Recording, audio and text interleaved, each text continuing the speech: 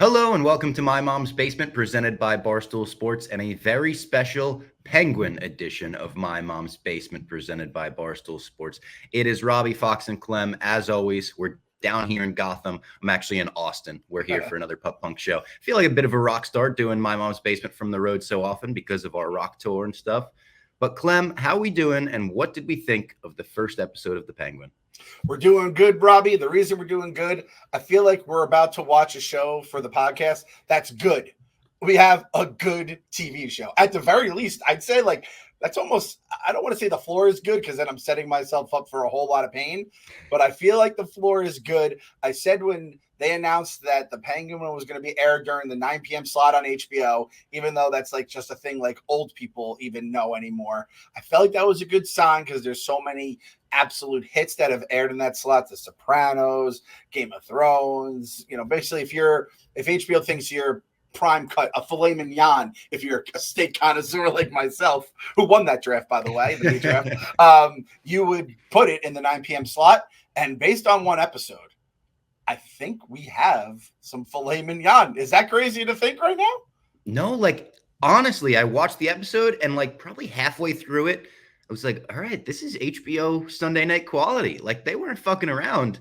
This is really fucking good. I mean, I got chills. The first time I got chills watching this episode when the title screen hits for the first time. Mm-hmm. The intro to it hooks you so much on such an insane level that when they hit the Penguin for the first time, I was like, oh, this is going to be special. You could tell Colin Farrell's, we saw him in the Batman, obviously. I got the shirt on for today. Yes, you did. But we knew his performance a little bit. You really get to expand on it in this. And it took me all of 5 minutes to be like, holy fuck, he might win an Emmy for this. Yeah. And right before the episode got released, there were the quotes coming out. And he was saying how much he hated the fat suit and how he doesn't even want to look at it again. I'm like, well, I think we're only going to get one season of The Penguin because I feel like Colin Farrell's a guy who'll be like, fuck this, I'm out. If I don't want to do it anymore, I'm not doing it. But yeah, you said it. I think if I remember our Batman recap, we liked the character. I think I wanted more. I thought I was going to get more of him, but I guess the plan was always to have his own series. And that's the thing about this series that I don't know. I guess it's a good thing. It doesn't feel like it's part of the Batman movie or, it's a continuation or a sequel. It feels like they could have just made this without the Batman movie ever being made or future plans for, these characters in Gotham to have these arcs. And it felt like let's just make a good fucking TV show. And like you said, just the things the way the music hits, the way they hit those screens, the acting performances, everything. It's holy shit, we have a good goddamn TV show. And I hate to say it, but I honestly think all those MCU shows on Disney Plus have had my brain thinking, well, it's going to be a TV show. It's going to kind of be like a Diet Coke version of the movie. And this one feels like it is just pound for pound going to be as good as some of the stuff we've seen on HBO. So I am very excited. I also was like, do we put as the thumbnail / headline, James Gunn saves the DCU with the Penguin, even though the Penguin, I mean, it was already planned out. It might have already been shot before James Gunn took it, but I think it would be the funny thing to try to be the nerd experts in there and be like, no, well, actually, it was before James Gunn took over. Nonetheless, though, I feel like we said DC needs some wins to get the momentum going. This feels like a fucking week 1 56-0 drubbing, and you're like, oh man, we might have a team that we could pencil into the playoffs right here. Yeah, I mean, what you said about the MCU shows I relate to so much because watching this, I kind of had that thought in my brain. I'm generally the most positive about the MCU shows, even the shows I don't love. I try to find the stuff that is good from. Watching this, though, it is such a noticeable jump up in quality. It reminds you that superhero movies and shows can kind of go in a completely different direction and not just be inspired by other superhero movies and shows and take it to the place where it's the quality level just goes up and up and up. I saw a tweet about the Batman, the movie itself, and someone was like, I love the Batman because Matt Reeves said, what if we took a superhero movie and just shot it like a real movie? And it's of course, he's not the first person to do that. They did it with The Dark Knight. They did it with even, I would say, the Keaton Batman movies to a degree.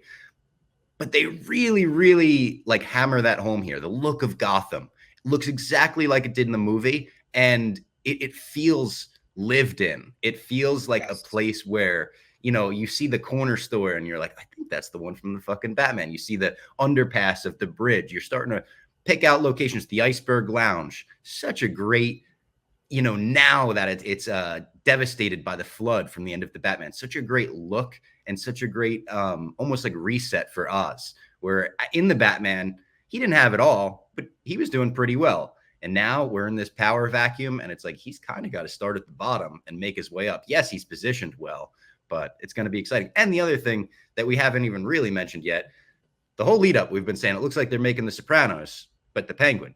After one episode, I can confirm they're making the Sopranos, but Penguin.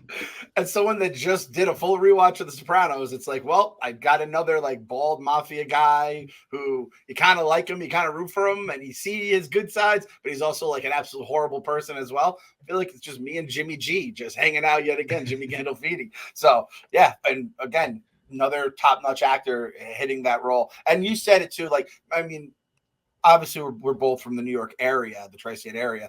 Like, that is New York. Like, you smell the fucking like subway or the underground and the trash everywhere. And then, but you're also getting just enough, because you said it doesn't feel like I'm reading a comic book in the traditional sense of superheroes flying around, but it's like, oh yeah, like this is what it would look like if this is the post flood of the Batman, and this is how they're building through it. That train just sitting underground, I thought was such a cool visual, and it's something I would see in a Superman book, or sorry, a Batman book, where you're just like, oh yeah, Gotham is kind of a fucking dump.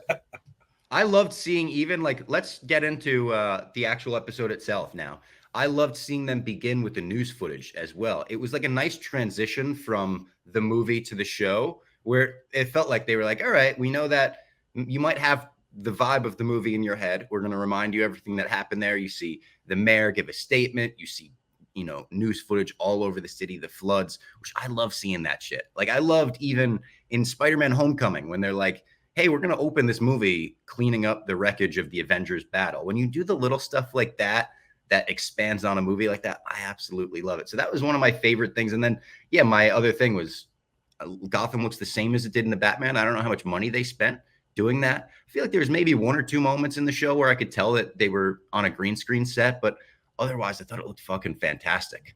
My first note was the same exact as yours. I always love fake news reports when they're done well, and those are done spectacularly. It's one of my favorite ways to be like, hey, we're gonna, tell you the events that have happened since we saw you last, or stuff you just need to know about. And it's one of those things you can rewatch 2 or 3 times and you pick up a whole bunch of new stuff on. So I'm always a sucker for that. And you kind of mentioned the Spider-Man where they did that as well. And yeah, I mean, I was, so at this point, I'm like, all right, we have something here. I just wanted to make one more comment about what I said about the MCU shows, and to a lesser degree the Star Wars shows, because obviously Andor hit in its own way. I said my biggest the thing that got me always upset about The Boys is I would love The Boys seasons and every episode could live on its own, and I don't feel like the MCU, I don't think every episode could live on its own. It had to be part of the whole season, if not other parts of the MCU. And at the end of the season, it was like kind of underwhelmed. I just canceled Disney Plus the other day. I told you I'm due to resubscribe in 2 months. I still have 2 months left, but they're not just automatically getting my money anymore. If there's times where I don't need Disney Plus, I'm fucking done with it. Like, you have to start like earning my money back. And like, my kids are probably like, they're growing, they have enough stuff going on. They're not always watching Bluey. And if there's not a Star Wars or an MCU show I have to cover for the pod, I'm just like done with Disney Plus. I'm going to be like a month-to-month person at this point, because they have to win me back. And that is obviously Iger's fucking like goal. Because if people like me are giving up on you, like, the only people left are Robbie at that point. And by the way, speaking of Disney Plus and MCU shows, Agatha All Along also came out this week. Yes. We have mentioned we're not going to like recap that week to week, especially because The Penguin is going to be a week to week show for us. And it seemingly is going to be a great week to week show that we're going to want to recap. But I kind of had the idea that I'll go in and I'll watch Agatha All Along, and I'll just explain what's happening to Clem, and we'll see how that goes. So not next week. Next week will be the Comic Book Club with Jose, Secret Wars, the original Secret Wars. Go and read it. That's coming out on the 26th. We recorded the episode already. I think it went very well. I mean, come on, you can't go wrong with a Jose episode. And that's also, it's a weird schedule for the Penguin. So we got it on Thursday this week. We're not going to get a new Penguin on Sunday. but in the future, this will be the HBO Sunday night show. I don't know why it was a 1 week delay, but that's why it kind of worked out perfect with Comic Book Club next week. And then the week after, we'll be back for Penguin episode 2.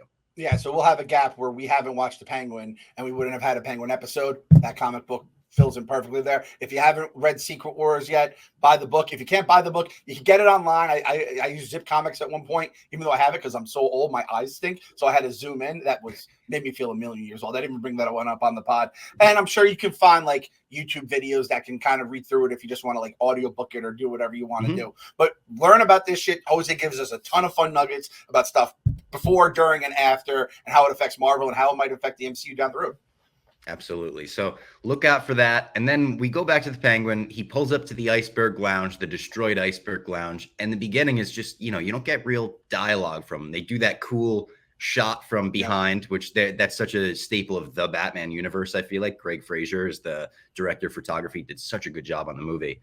And then we start off with what I think is going to be a common theme throughout the show, hilarious physical comedy in Colin Farrell's hammer swings when he's trying to break into the wall. Everything this guy does, from the waddle to the hammer swings, later on, he has to dump a body, the way he throws the body, his physical comedy. Yes, there's a lot of Gandolfini in his performance, but it reminds me a lot of like Breaking Bad style physical comedy, the Walter White style of just like, you're laughing at like, this is the guy we're watching do all these like major operations and he's kind of just like a goof. I loved that about it. The kingpin of New Mexico, like they didn't think how they're going to move the barrels, right? And it's something that a normal person would do. And this guy, especially the Penguin, he has his limitations. And it's easy to see when a guy like DeVito's playing the Penguin because he's so small and he's kind of has that rotund look. But like this guy is hulking, even if he is a lot fat. And it's just incredible. And the Penguin lip, was it that pronounced in the Batman? Because I have to go. That's the thing. I was like, it couldn't have been. We would have talked about it. I have to go back and rewatch the Batman. I had it on my list. I'm really excited to go rewatch it, with some distance.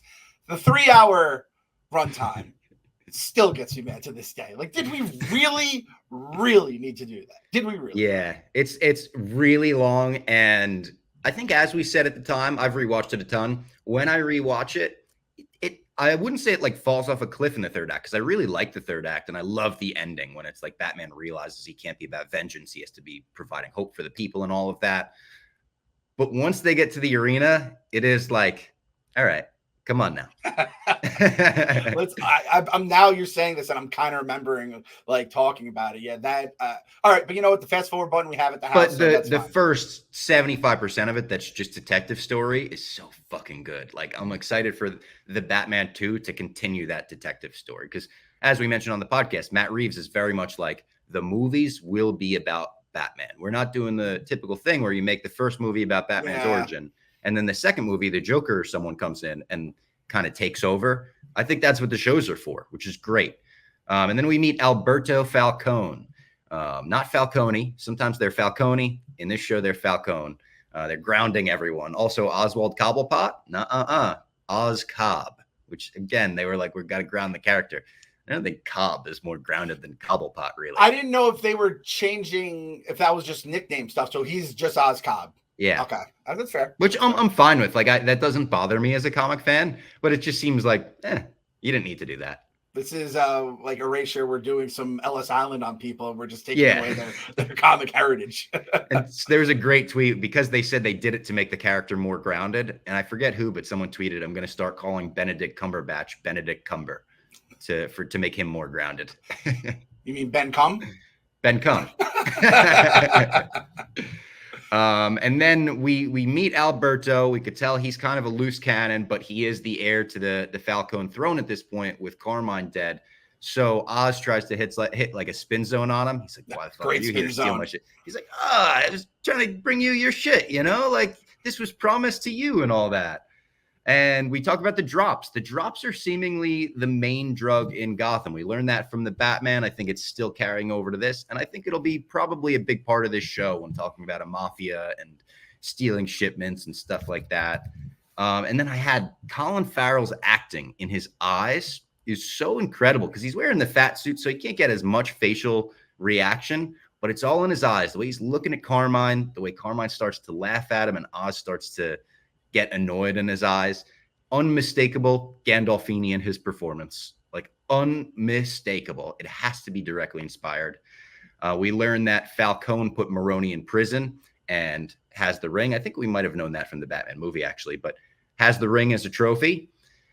And then he mocks Oz. And Clem, mocking Oz Cobb might not be the best idea. We learn quickly. He fucking pulls the gun, gah, gah, gah, gah, gah, and then boom, title screen. And it's like, oh, holy fuck.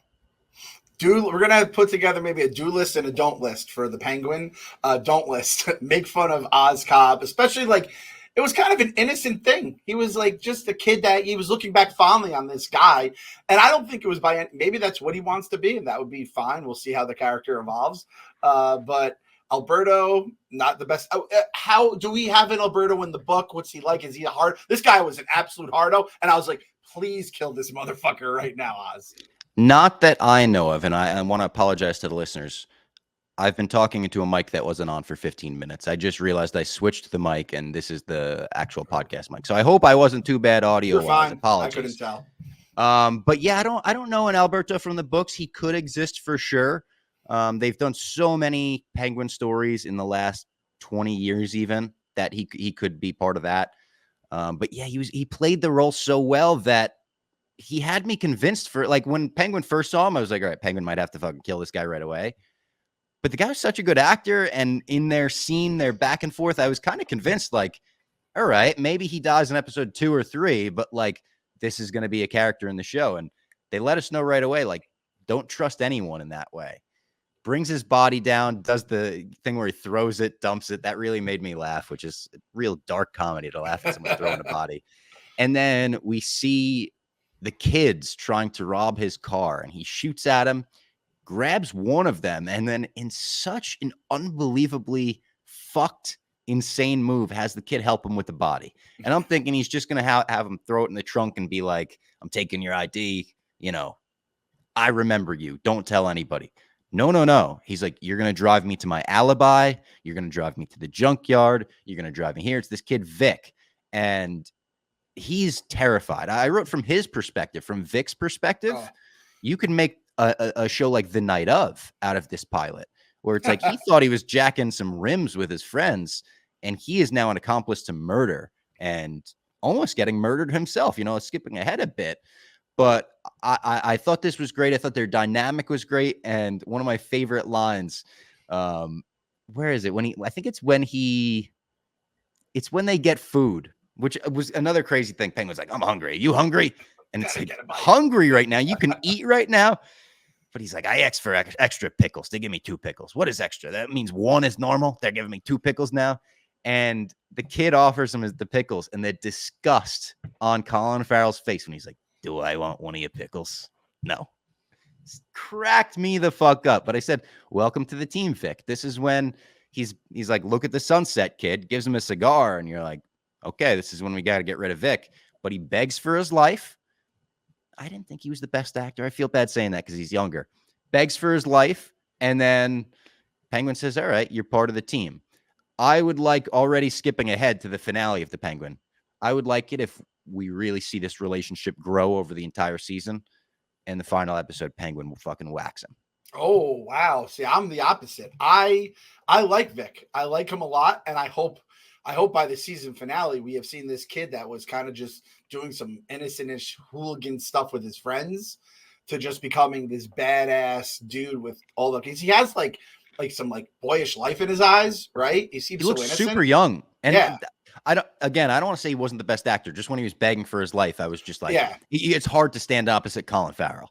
I think when he was kind of had the speech impediment and Penguin kind of sniffed that out, I think he's like, this kid's kind of flawed like me, and he's, in the life of crime. And I think that's probably the one thing that saved the kid, as crazy as it sounds. I don't know if I think it was the stutter. Yeah. Yeah. I think he's like, all right, this kid, I'm going to like take him under my wing, Penguin, wink, wink. Right? Oh, nice, Clem. Very nice. Which then takes me to my question. Do we have would you spoil anything for me? Is Victor Aguilar, is he a guy that is in the Batman comics? Is this, I don't think it's Robin, but someone who's like a guy who it's like his real name is Victor Aguilar. He could be. I do not know of him. I don't think I want to know either, because I don't. I don't think I do either. Yeah, how he comes, blah blah blah. I want to see it all play out on the screen. I just like watching this and being like, he's Christopher Moltisanti for the purposes of this show. That's pretty much who he is here. It's Tony's driver in the first episode and all that.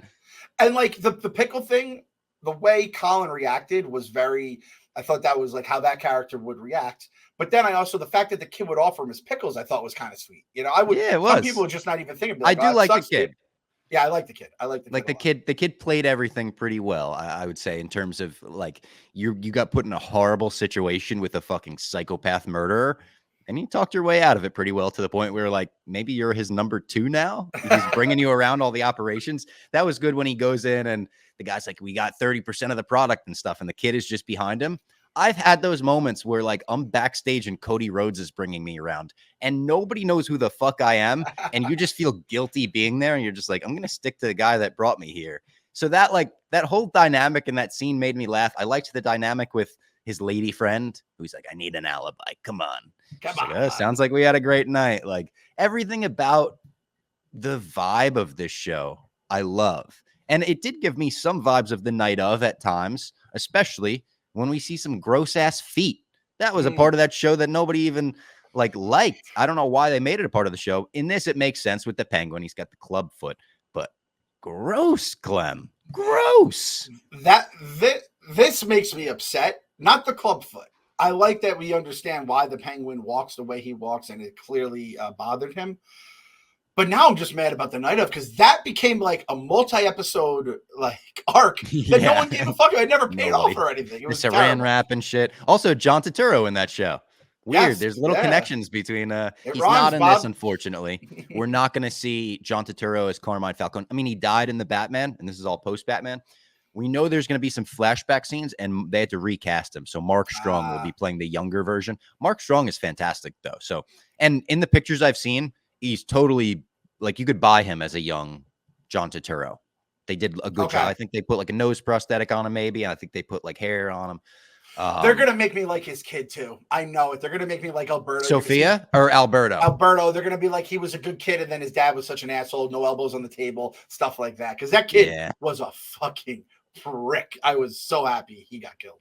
They did a good job with Falcone in the Batman 2, making him typical mobster, where he's very likable until he's not. Like even when Bruce goes to meet with him, he kind of like puts the charm on. He's playing pool. He's like, oh, what's up, kid? Like, I haven't seen you in years. Like, what do you want to know? And the way he kind of puts his arm around Bruce's shoulder and eventually tells him like, yeah, your father wasn't the best guy. You know, we all have to turn to crazy shit like that. And you realize like, oh, fuck this. Yeah, he's not a good guy. Oh, and you know what? Now it's ringing a bell. He frames Maroni for the murder, I think, or in some way. I think it's Maroni's looped into that. I think when he put Maroni away. Gotcha. Another line I loved out of the Penguin when he gets called in to meet with the family, and he's like telling the kid like this could mean anything. We don't know what it means. Such a Tony Soprano performance. And then when he leaves in the car, he says, "Sit tight. Maybe look for your sense of humor. It's got to be around here somewhere." So funny. His personality, his like the way he talks, even his accent, which is like it's like a parody, but it's also like it could be real. It's a comic book, so who gives a shit, right? Like I liked it. I liked it. You're gonna hoit you know? Yeah. And then we get a great unsettling introduction to Sofia Falcone when she walks in the room, and great casting because those eyes, she just looked almost glazed over, and Oz looks back and he's like, oh, like he gets a little unsettled. His reaction tells us all we need to know about her. He's like, I thought you were, she's like, in Arkham? Nope, got out. And you're like, oh, okay. I don't know what she did, but I know that she is not one to be trusted here. They call her a psycho killer at one point, which is crazy. And I loved her calling Oz on his lie of she's like, hey, you know about this secret shipment that only Alberto knew about, and you brought it up to my family to be like, hey, like there's got to be a way where there's got to be a scenario where he's not coming back if you're bringing this up, right? She brings him out to dinner and stuff. And that was all, it felt tense with her. And she was one where I was like, oh, she can absolutely rival Colin Farrell in these scenes. Like the way they meshed was nice. It was awesome. When they introduced her, did you notice as they're talking, like it's like behind, it's like blurry, the doors open and she comes in. I'm like, who's coming in there? Is it someone trying to whack him, or is it, just like a coincidence? And then she comes in this all white. I'm like, again, that's quality fucking television right there. Yeah. That's HBO. It's not TV, it's HBO. That was an actual thing they used to say because it was a cut above the nonsense you would see. And I saw something. I don't know if it was on Twitter or a video, but I was seeing like the people who were talking about her performance in the show. I guess she crushes it, which makes perfect sense. And I'm just so happy because I need her to crush this role, because I'll just go on. This will be the only time I go on like a brief rant about this. What they did in the final season of I Met Your Mother was offensive to those of us that followed the show from day one and fell in love with it, and to anyone else who watched it, made it through that entire journey, and not the last episode, which is a flaming dumpster fire of dog shit. The entire season was. And anyone who fights me on this, I'll tell you, instant block. You just tweet me. If you want to get blocked, that's the easiest way to get blocked from me, is tell me that How I Met Your Mother final season was good. That actress was awesome too, and I was so happy she was. I'm not going to spoil it, but what they did to that actress and that character and that whole fucking beautiful TV show angers me to my. I'm becoming Oz Cobb right now. So wait. It's how I'm going to break bad. This actress is in How I Met Your Mother? Yes. As what role? The mother. Spoiler. She is, long, yes. Old ass show TV spoiler for those who are watching How I Met Your Mother. I keep getting confused. I'm not a How I Met Your Mother guy. I know the broad strokes of how they ended it with Robin. So yes. It always confuses me that Robin is the mother, but she's not. Yeah. She's not the mother, but she winds up with him. And spoilers. How I Met Your Mother spoilers right now. I'm letting you guys know now. If you don't want it, skip ahead to 5 minutes, because I'll probably go on this rant for another few minutes after that. They introduce the mom to Ted, who's like the main character, who's looking for who's telling his kids through Bob Saget's voice about their mother. And then you meet the mother. She's fucking delightful. You've all learned how great this character is through stories about her throughout the entire series. And then they're like, oh yeah, she died and I want to marry your Aunt Robin. That is cool. You can marry her. And I'm getting so fucking mad talking about it right now, Bob. So let's just say, if this actress can crush this role as Sofia well enough, I can then, it's like when Carcetti was the mayor of The Wire, and he was always Carcetti. Littlefinger became such a good character. He trumped Carcetti for me. It's not easy to do. It happened a few times with Wire, Game of Thrones characters. She can do it here, and I need it to happen. I don't know about Sofia. I was going to ask you about her again. However, I picked up some clues here. She said they called me Hangman in Arkham, which I feel like that might be her character name. She might have like a villain named Hangman. And I realized it was very like obvious to me. And maybe I was thinking of Gloria from The Sopranos. She had a scarf around her neck. And then she said Hangman. And I'm like, oh, this bitch either hangs people, tried to hang herself, or both. And then in this other scene we see of her, I noticed her neck is covered. So I feel like we might have some story that's lying on that neck there. I could be completely wrong, but I feel like there's a Batman character potentially known as the Hangman. Sofia Maroni is that person. So I love this actress. She's crushing. She's good in Wolf of Wall Street as kind of the nice straight and narrow wife that gets cucked by Margot Robbie. So I like this actress, and I'm hoping she can crush it to the point I never think about How I Met Your Mother again. I will not talk about that show the rest of this series. That's a promise to you guys out there. And if I do, Bob, cut me off, edit it out, and we'll be good. She is a character from the comics. I know her. The Long Halloween is one of the best Batman comics ever, and it was not the basis for the Batman, but it was very like inspired by the Batman. It's a detective story that takes place on Halloween. She was introduced in The Long Halloween Part 2 by Jeff Loeb and Tim Sale, and as a very similar, mob boss's daughter type role. I don't remember a ton of that story, that comic. It's in my storage unit. I could go back and read it, but she definitely, for sure, is a character in the comics. Beautiful. And then let's tell the people about Game Time, one of our absolute favorite sponsors here at the basement. And they've got Game Time picks that are amazing. I'm in Austin right now, so my Game Time picks are catered to Austin. But if you wanted to go on Saturday, see the Warhawks at the Longhorns, legendary stadium. I know people love to check them off the list. $53 gets you in the building. If you want to see Usher on Tuesday here in Austin, $106 gets you in the building. Cigarettes After Sex, that's a very good band. $61 gets you into the Moody Center. Hey, how about this? Gracie Abrams, daughter of J.J. Abrams, $167 can get you to see her on Sunday the 22nd.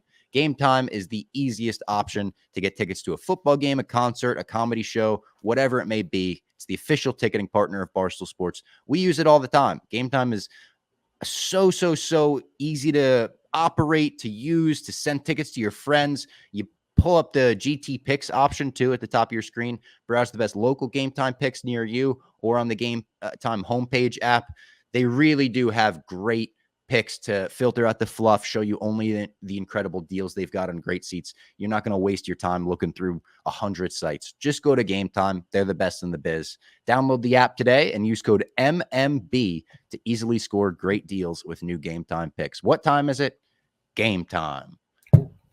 All right, let's get back into the Penguins. So I love the moment where they get back in the car and the radio's on and he's listening to Dolly 9 to 5.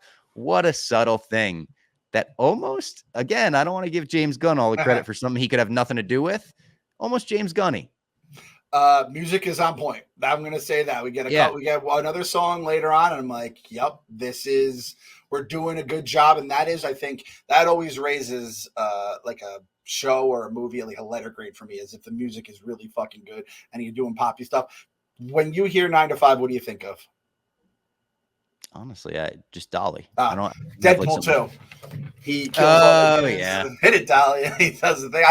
I love but one of the weirdest things yesterday, somehow that song came on, or I heard it, or I saw the words 9 to 5, and I was like, I gotta listen to this song. I just have to, and I never had a chance to, and it came on the next day, dude. What are the fucking odds of that? Weird. That's and then it ended weird. With it too, and I just turned it up to like 28 on the fucking volume, and I'm just fucking grooving around in my living room with Dolly. And tell you what, it's the perfect song to pick where it does get a laugh out of us, like the Penguins listening to fucking Dolly, but then when they hit it for the credits too, you're like, yeah, everyone loves Dolly. Come on, let's be honest. Let's be honest. Dolly Parton, fucking, who doesn't fuck with her? I'm gonna go on a YouTube rabbit hole. I know you see him on Twitter sometimes of when she like gets. I think Barbara Walters was kind of like being like weird to her, and she's like the nicest, most wholesome human on the planet, and you just smile and listen to Dolly speak. So Dolly speaking, Dolly singing. No matter what Dolly's doing, I'm there. Maybe the next Disney Boys trip has to be Dolly Boys. We go to Dollywood, go to Dollyland. I'm in. I'm Dollywood. I'm 100% in for Dollywood. And this does kind of like you're building the character of Oz, and like he's a dude who just likes to listen to Dolly sometimes. Who doesn't, you know? And it like talking about grounding him. It makes him feel real. Like little things like that. Little things like he has a fucking Dolly Parton CD in his CD tray. Like that makes him feel a little real. I even like when he pulls the car up to the Falcone residence, and then she comes out and she's like, purple car. He's like, it's actually plum. And then when you thought they couldn't get any more like the Sopranos, they loop in his weird, fucked up relationship with his senile mother. And it's like, oh my God, they're going all the way. They're going full Sopranos. And I loved it. I wasn't complaining. Even seeing that dynamic. And she's like, what did you do? What did you do? I shot Alberto. And it's like he's just telling her flat out the truth of the matter. Seeing Vic in the background when she sees Vic and she's like, someone's in my house. Call the police. Like that was all funny. Him trying to introduce himself there. You felt the secondhand awkwardness and embarrassment for him just being along for the ride the whole time. He obviously serves as like our view of this whole world right now. But I also loved when she's like, what are you, a weak little pussy boy, Oswald? You a weak little pussy boy? You can't run away from this. He's trying to get her to skip town and everything because he's like, they know, they're going to know. And she tells him, no, go fucking get Gotham. Go get everything you've worked for all these years, and puts him on his path. I think we're going to get a very Livia-esque kind of thing from her. I don't think he's going to fucking try to suffocate her or anything like that. But I think she's going to kind of be a puppet master for him in a way, even though she is senile. I think she's going to help him out. I think she's like a positive live for him. You know? I think she may be. Yeah. She's like, I think she may be, but I could see it going downhill for her this season as well. It definitely could. Because at first I'm thinking when he's entering that house, we're getting, what's his name? Tommy's mom from Goodfellas, who just doesn't understand. Who thinks her son's there just to give her a necklace and he loves her. I didn't think he was going to tell her everything. Like, yeah. I also like seeing that house. It just reminded me of like, it looks like you drove to the Queens of Gotham. Yes, 100%. But she's like my big, strong bull. And I'm thinking like, he's probably had that club foot his whole life. He's probably had to fight through stuff his whole life. She's probably had to deal with all the bad stuff he's done his whole life, and she fucking rides for him. And I appreciate the people that ride for this guy. So I am very excited about his mom. I wrote his mom rules. That was like my note. I don't know what else to say. His mom rules. I also think my favorite line delivery in the whole episode was in this scene when she's like, "What did he do to you?" And he's like, "He laughed at me." The way he says it is so good.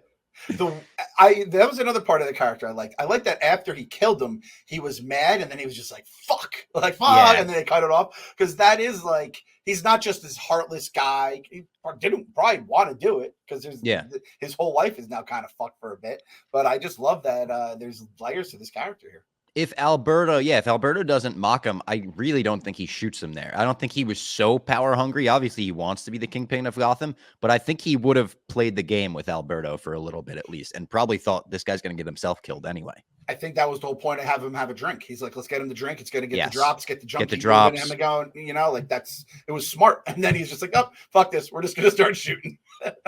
And then we meet Salvatore Maroni. He goes in to meet Salvatore. I think he's at Blackgate Prison.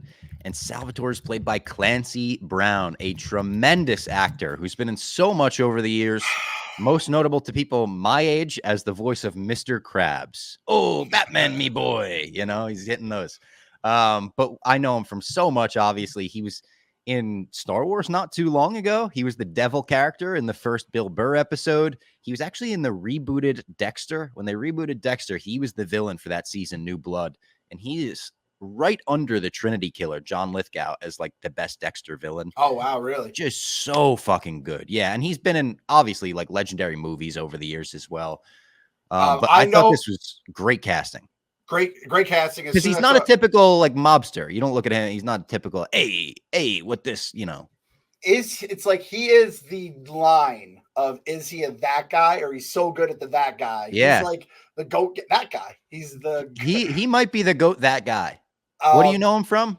So my thing that I always come back to, and I don't think of it at first, I never do. He's the guard in Shawshank. So that is the first thing. And then is he also in the Green Mile, or do I just confuse the Green Mile and Shawshank? No, he's not in the Green Mile. He's in Ragnarok, which I forgot all about. He's a voice. Excuse me. So it's gotcha. Surtur, is that the fire big monster? Fucking, yeah. But he is also in Gen V, which I know him from recently. The first episode, he has that, yeah. And I was looking at this guy, and I'm like, who the fuck is he? And then I go through his IMDb here, and, you know, he's in Billions. He's apparently a very good voice actor. Forget. It's crazy. Yeah, so like, he's awesome. This guy, he's been working for years. I think we have this rant on him every single time he shows up, because we do. We definitely do. He's been in a bunch of stuff that we've recapped, and we're just like, Clancy Brown. Great name, too. Just a great fucking name, Clancy Brown. This is a Clancy Brown podcast. Clancy, if you'd like to do an interview with us, we'll interview you about all of the shit that we have unfortunately forgotten that you were in, that we forget every time that you show up in something. We're like, oh yeah, you said fucking Shawshank too. He's in so much stuff. He goes back to 83. It's unbelievable. This guy just churning out content. And still giving great performances, because this scene was really good as well, where he's like, fuck off. He's like, I don't want anything to fucking do with you. And Penguin's like, I don't think you're in a position not to hear me out here, and gives him the ring. And he's very confused on how he got the ring. He doesn't know that it went down to Alberto. Obviously, he's been locked up the whole time. But the creepy ass smile a Penguin gives him as he's leaving, where he just like smiles through that fucking makeup and the scar and everything. Another moment where I was like, God damn, the subtle things like that smile as he leaves, are the stuff that are making me love this show. And I didn't realize until like right before, I hadn't thought about it. I'm like, wait a minute. He was playing the guy the whole time. Like, I thought he was legitimately looking to get. I know. I did too. Become part of the crew. And they have me. And that's just good fucking TV.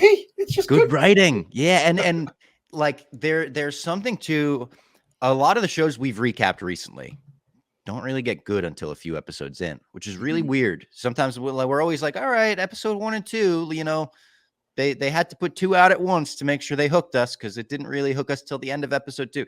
This show hooked us in 5 minutes. It reminds you, like, hey, just put the interesting stuff at the start. That's the stuff. Like, let's start at the most interesting point in the story. And that's what they did with the Penguin. Oh, so fucking good. Thank you, Matt Reeves. for, I know he's not the showrunner on this. Let me get the showrunner's name because I watched her the little after the Oh, yes. and the way she talked about it was really fucking good. Showrunner, I think her name is Lauren something.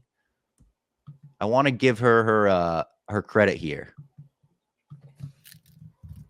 It's Lauren LaFranc, which almost feels like it could be like a Falcone-esque name. And then we get this crazy scene where Oz spots Sofia and her mob, her gang, from the car, and then realizes he got a gun, get out of there, step on the gas. They're trying to whack him, and he hides in the trunk, comes back around, and then gets into it with one of the members that actually sees him. Guy gets hit by a fucking school bus. That was crazy. Dude, that's a meme. I got to get that. Yes. When we had the guy slitting his throat on fire for dragons, and that's lives its own life. I get tagged in so many tweets because I guess I tweeted the GIF out that so many people use it, and it just tags me, and I'm like, oh baby, this thing did catch fire. Bus run over me is football season's here. That can be used a million different times. That was a good like fight scene too, where like the struggle of wrapping the seatbelt around him, stabbing him with the fucking thing from the car, and then him backing up into that, and then even the wave to the kids on the bus, just like that felt very Sopranos-y as well. When Tony would get like hits put out on him, he's just wrestling the guy. And yes, again, for a comic book franchise, it's not just all bat suits and fancy gadgets. Here, you could just have like a gritty street fight, which I appreciated. And then we see Sofia Falcone not one to fuck with. She's got him in like a greenhouse, and he's all naked and he's all fucking hairy. He's got the big penguin suit on. They also said he wore a penguin dick at some point, even though you don't see it. God. Colin Farrell was like, they made me a penguin dick, and they said, you're not going to see it on screen, but we wanted to make a penguin dick. And he was like, all right, I'll wear the penguin dick then. But I've never seen this before where they take the wire that fucking, Tony would go, hello, rat. With, and they put it around his arm, which they're literally clipping his wings, and they're pulling it, and he's bleeding and screaming his head off. They have the kid who was there that night, one of the kids who ratted on Penguin, and he's just fine ratting on the kid and being like, he's a liar, shoot him in the face. She's fine shooting him in the face. It's like, oh my God. And then boom, car crash, cinder block on the gas pedal, and you recognize the car from the one they throw Alberto into. It's Alberto in there. It's his payback, and he's got no ring on. So they framed the Maroni crime family for the murder of Alberto. So good. Even the little debrief he has with Vic afterwards, where he's like, come on, I thought we talked about the head and stuff. And Vic is like, I didn't know if I should go at the front, the trachea, the back. I was thinking of the spine. He's like, oh, all right, kid, enough.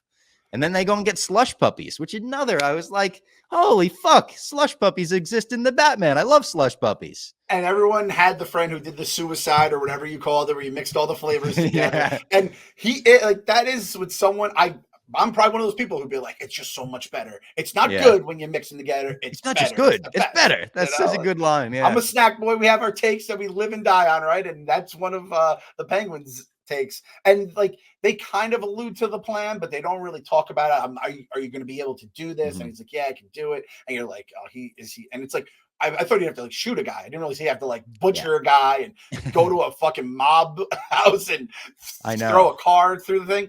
And like, you're like, oh, and again, this is TV, this is running. And then when you go back, you're like, man, I feel like I had a full hour where they built it up. They did some stuff behind the scenes, and it all paid off in the end. What a fucking concept, right? What a concept! Go in DC. It was contained, like like you said. Like I don't know if every episode we can expect to be this contained, but like start to finish, it was the end of a story. Like if this was just a Penguin mini story that they put out a one-off of, it would serve that purpose totally well. You'd be like, oh, cool, that was a cool glimpse into the world of Oz Cobb. But I'm excited to get more. Like, this is going to be a really fun show to recap, I think. We get to recap a fucking mob show that takes place in Gotham City. That's so cool. That's so badass. That's it, though. That's all I had for the episode. I don't know if you had any more notes, but great start. As good a start as I could have asked for the Penguin. No, like that mafioso torture where they're doing something that is so like probably hurts so much more than some of the other traditional torches you might see on the screen. And I just appreciated that. I at some point I couldn't even like listen anymore. I was like, all right, let's just get this over with. Like I couldn't watch them like ripping his arm apart. And like they have me hook, line, and sinker. So I'm expecting high things now. Do you know how many episodes it is? I don't. I could pull that up. The Penguin. Because I'm hoping it's not too many. I feel like we have a good 8 to 10. I think we could do a nice, tight, awesome series on. Even if it was 6, I'd be fine. We got 8. Yeah, okay, we got 8. I could live with that. And I believe screeners have been sent out to some critics. I think there are critics that have seen the full season and have given it great reviews. Like I've seen nothing bad about the people that have seen more than just episode 1. I've seen a few, and there was a few that were like tremendous, great, yada, yada, yada. I don't know if this is like kind of the bar we're going to hit, sold. It's going to be one of my favorite shows of 2024, right? Agreed. And it's just fun watching Colin Farrell get to play around as the Penguin. Yes. Like the writing is a cherry on top for sure, but watching him just act like he's fucking Tony Soprano as the Penguin, I'm like, oh, this rules. And we've gotten exclusively good Penguins. I got to say, Burgess Meredith, the original in the 60s, Danny DeVito, an icon, a legend in Batman Returns, and now Colin Farrell, the Penguin. Everyone talks about how the Joker, like you play the Joker and you get nominated for an Oscar right away. The Penguin's becoming a fucking real iconic role. He's becoming the hipster. Well, a lot of people talk about the Joker, but it's the Penguin. Really. Oz. Yeah. I even there was a little line where maybe it was Alberto, maybe it was someone else mocking him saying like, what do you think? They're going to throw a parade for you in the streets? Yeah. And it's like, are you referencing fucking Batman Returns right now? I know they threw the parade in the first one, head. but great little nods and references like that. I think we're going to get a little more of that in the future too. I saw people saying like true Batman fans will appreciate the little nods and stuff that's pointed out. So stay tuned. Next week, again, will be our Secret Wars recap because we've got no Penguin until Sunday. But after that, we will be back for more Penguin recaps. I'm actually going to have to do next month, I think 1 or 2 Penguin recaps from Europe. So we'll see how that works out.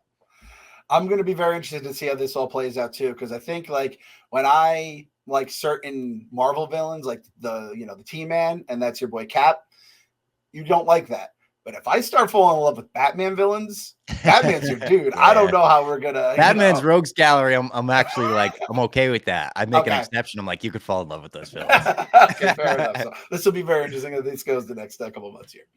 All right, everyone. We'll see you next week. Everyone, go look for your sense of humor. It's got to be around here somewhere.